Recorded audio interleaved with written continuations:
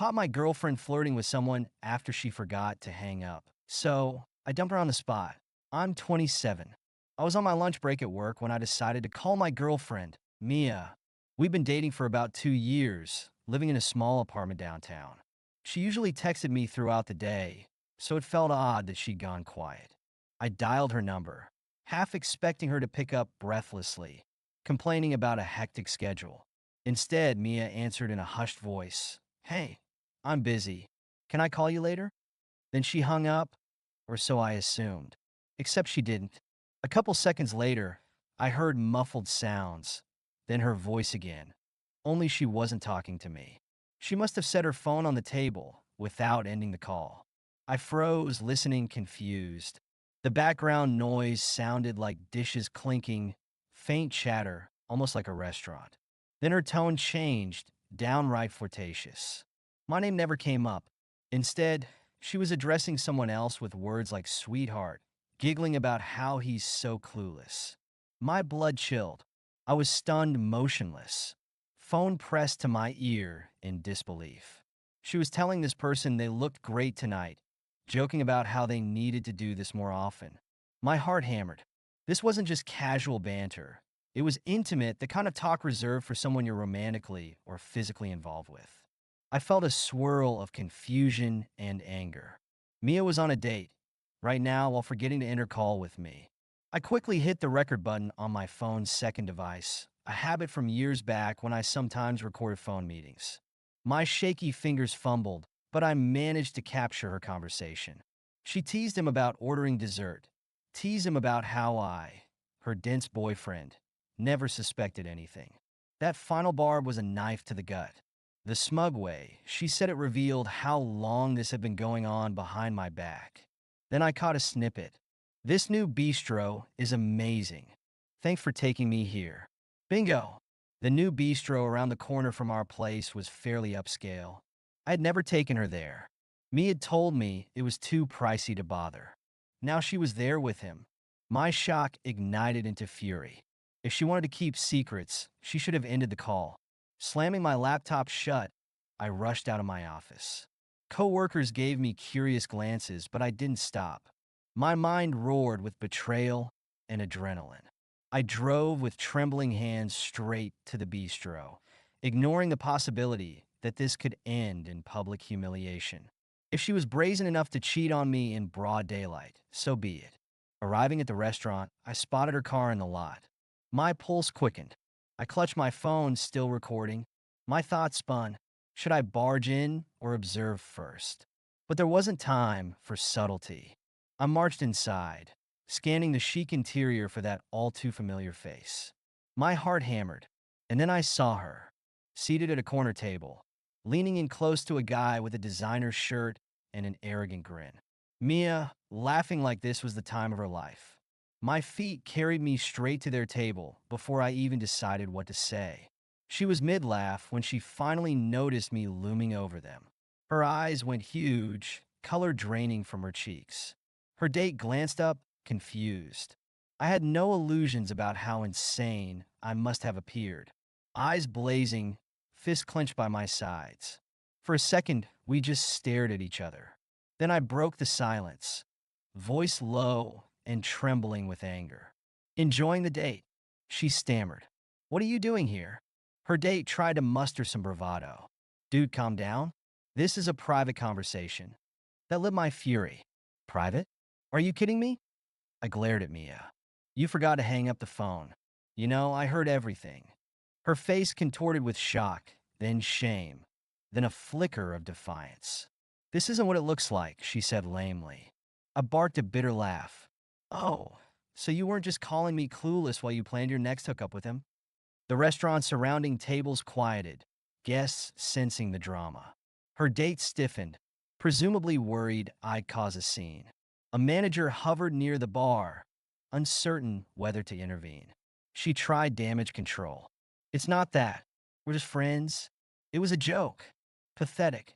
I whipped out my phone, pressing play on the brief snippet I'd recorded. Her flirtatious words spilled out. "He's so clueless, but it's fine. This place is so romantic I can't wait to do more than just dinner." The color drained from her face again. She realized I had undeniable evidence. Her date, that arrogant grin wiped clean, quickly shoved back his chair. I didn't know she had a boyfriend, he muttered, sounding uneasy. Probably lies, but I didn't care. I don't want trouble, he added, backing away from the table. He left her there, effectively ditching her in the middle of this meltdown. Now alone, she looked around, humiliated. She hissed, "Can we not do this in front of everyone?" I snorted. "Maybe you should have thought about that before planning your cheating spree in public." She tried to reach for my arm, tears springing to her eyes. "I messed up, okay? I was lonely. You've been so busy." I yanked away, voice dropping low. "Lonely? So you jump into a date with him? Spare me the excuses." People nearby pretended not to listen, but they clearly caught every heated word. Mia swallowed hard, tears now streaming. She tried to cling to my shirt.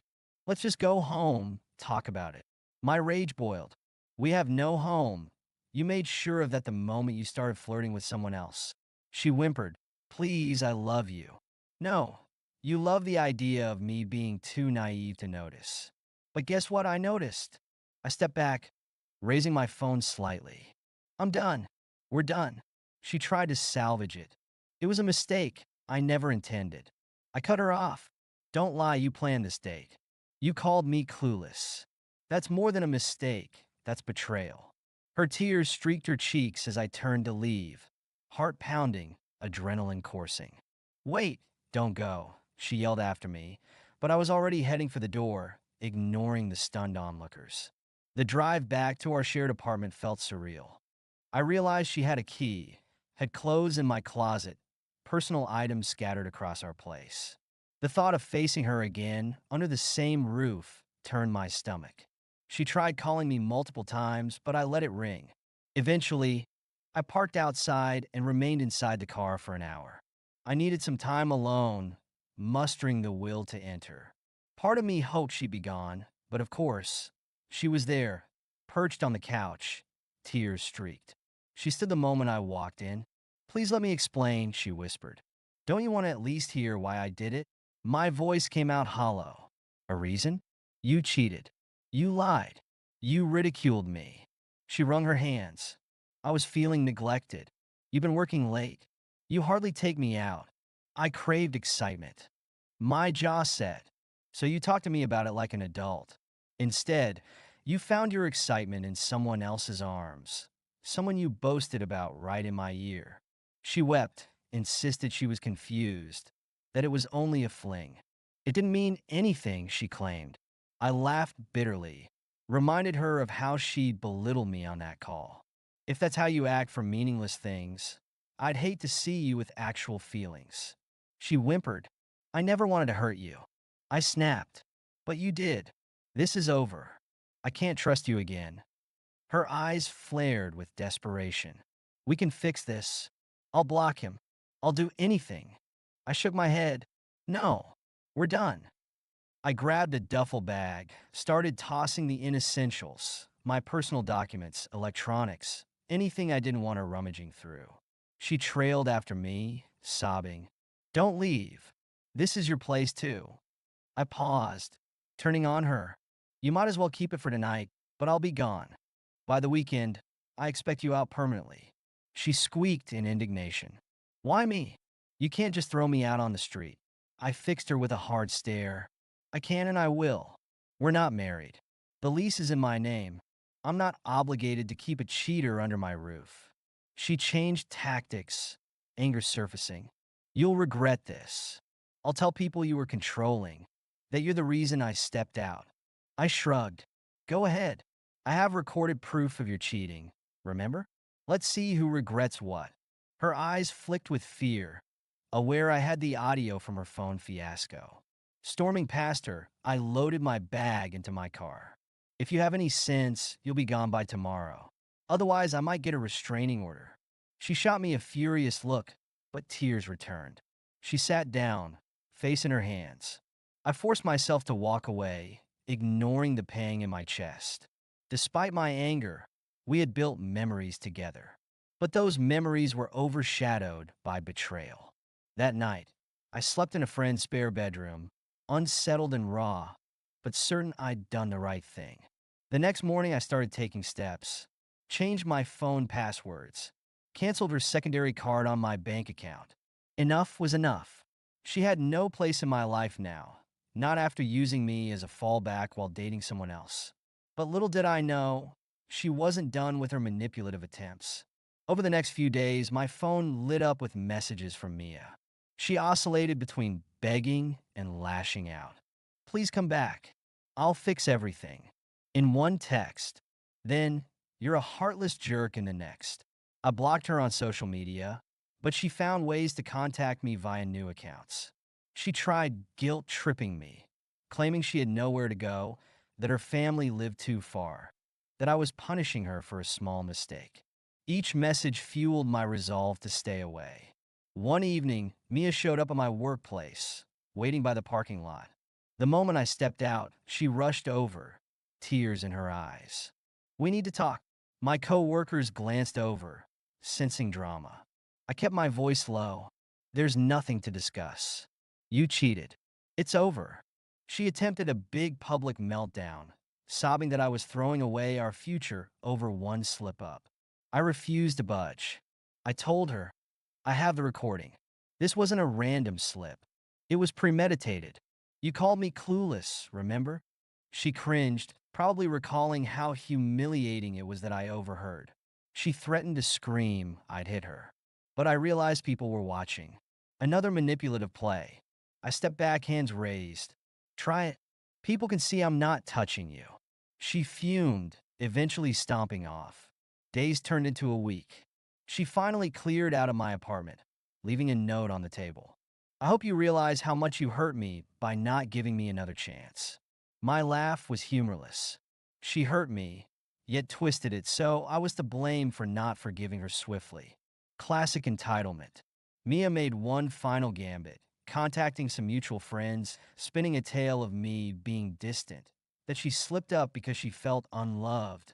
She asked them to mediate, to push me to talk things out. But these friends knew me well. Once they heard the recorded snippet or simply recognized the level of deception, they took my side or stayed neutral. She'd lost the moral high ground.